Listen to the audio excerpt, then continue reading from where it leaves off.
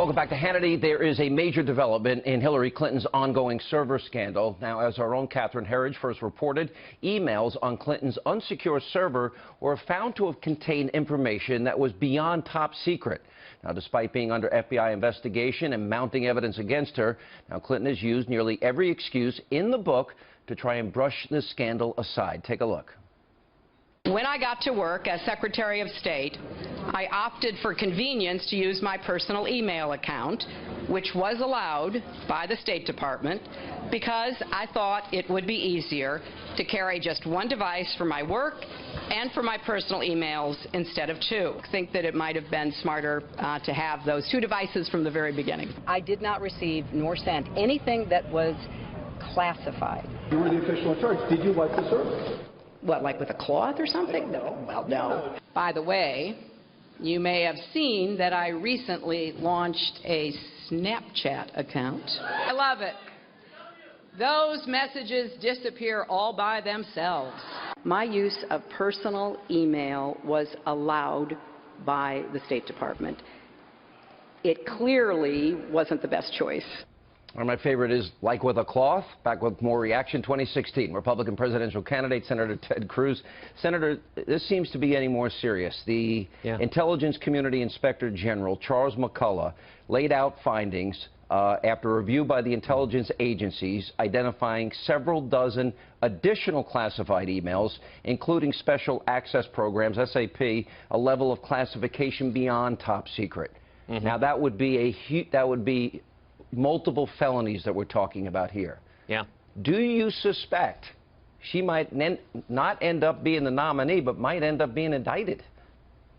Listen, these are very, very serious charges coming from the Inspector General. The SAP files, which is the higher level of classification, the reason they get that higher level of classification is because you can reveal intelligence collection methods and sources. The reason it has that classification is you don't want our covert operatives at risk, potentially at risk of being compromised or even kidnapped or murdered by revealing the information, the intelligence that they have collected.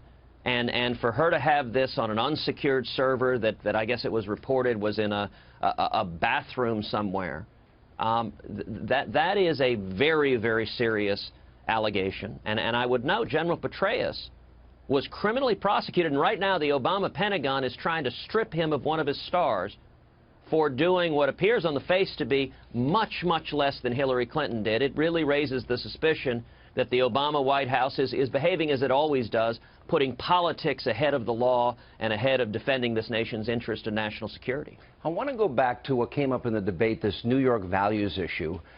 It was an issue that came up that I took personally, and the result was I got many invitations to become citizens of other states or certainly move to those states. But Andrew Cuomo said this about conservatives. I want you to listen. Who are they? Are they these extreme conservatives who are right to life, pro-assault weapon, anti-gay? Is that who they are? Because if that's who they are, and if they are the extreme conservatives, they have no place in the state of New York. Because that's not who New Yorkers are. I'm pro-life. I am pro-Second Amendment. I'm pro-traditional marriage. I'm not anti-anything. That is a pretty severe thing for the governor of a state to say, basically saying I'm not wanted in this state. And they do take a lot of my tax money. I will point out to you, nearly 10% state, nearly 4% city tax. Your reaction? Well, look, that comment reflects the arrogance of the big government liberals who have been running New York politics for a long time. That comment manifests exactly what New York values are. And you know, I would note that the phrase New York values, when I brought it up, it came originally from Donald Trump. From his own words, he did an interview with Tim Russert, long interview, where he explained his views, that he was very, very, very pro-choice, that he supported partial birth abortion, which is really an extreme view on the issue of life, that he was in favor of partial birth abortion, and he was open to gay marriage because he had been born and raised in New York. And his background, he said he has the views of New York, and that the New York views and New York values are different, and he explicitly says they're different from Iowa values. Well, he's right in that. And it's interesting that Donald took such offense when I repeated his own words and said, well, he reflects New York values. You apologized to New Yorkers on my radio show. I did indeed. I apologized to the millions of conservatives in New York who've been abandoned by liberal politicians. I apologized to all the men and women that want to work in New York but can't because Governor Cuomo has banned fracking, and so they don't get high-paying jobs that people just south in Pennsylvania get. I apologized to all of the African-American children who Mayor de Blasio tried to throw out of their charter schools, which were giving them a lifeline to the American dream. And I apologized in particular to the cops and to the firefighters and all the 9/11 heroes who had no choice but stand and turn their back on Mayor de Blasio because over and over again he sides with the criminals and looters rather than the brave men and women of blue.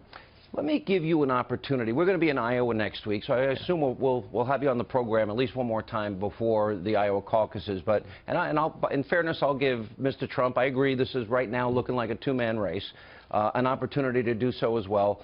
But closing arguments, policy differences, foreign policy, the Iranian deal, what would a Ted Cruz, Senator Cruz, President Cruz White House look like versus, in your mind, a Donald Trump White House?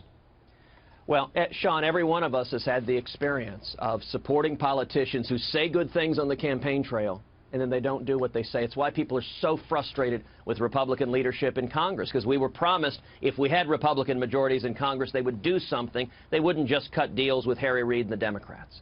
So what I would suggest to voters, don't listen to what any of the candidates say on the campaign trail. Campaign rhetoric is cheap. Ignore what I say, ignore what Donald says. Look to our records. Who has actually stood up and fought? If you say you're going to take on Washington, when have you stood up and led the fight? For example, every Republican says they oppose Obamacare. The question you ought to ask, in 2013, when we had an epic drag-down battle, where were you in that fight? I was standing with millions of Americans leading the fight against Obamacare. Mr. Trump was nowhere to be found. He was not part of that fight. He didn't show up for that fight. In 2013, when Harry Reid and Barack Obama and Chuck Schumer came after the Second Amendment right to keep and bear arms, millions of Americans rose up to defend our constitutional rights. Once again, I was proud to lead that fight. Once again, Mr. Trump was nowhere to be found. He had been advocating previously for restricting so-called assault weapons, and when it came a time to defend the Second Amendment, he wasn't there. And even on amnesty, you know, on the campaign trail, Donald likes to talk a lot about amnesty. Well, we had an epic drag-down battle in 2013 on amnesty, where President Obama and Chuck Schumer joined with establishment Republicans like Marco Rubio to push through a massive amnesty plan. And it passed the Senate. It was about to pass the House. You remember, Sean, Republican leadership in the House was going to join with the Democrats and pass it over the objections of Republicans.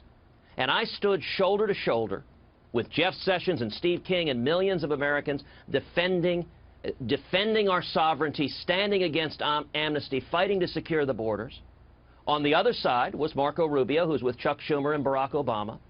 And missing from the entire battle was Donald Trump. If he cared about this issue so much, where was he when the fight was on the verge of being lost? And if millions of us hadn't risen up, Barack Obama would have granted amnesty to 12 million people here illegally, and we would have lost this battle.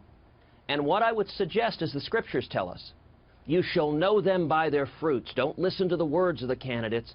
Look at the walk and the action. That's how we determine, and I'll make one final point.